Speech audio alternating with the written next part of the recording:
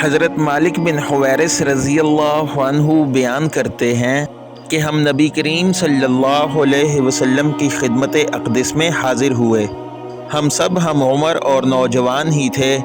آپ صلی اللہ علیہ وسلم کی خدمت مبارک میں ہمارا 20 دن اور رات قیام رہا۔ آپ صلی اللہ علیہ وسلم بڑے ہی رحم دل اور ملنسار تھے۔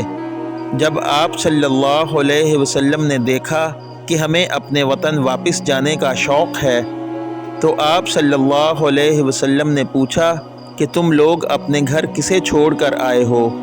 ہم نے بتایا تو آپ صلی اللہ علیہ وسلم نے فرمایا کہ اچھا اب تم اپنے گھر جاؤ اور ان گھر والوں کے ساتھ رہو اور انہیں بھی دین سکھاؤ اور دین کی باتوں پر عمل کرنے کا حکم کرو۔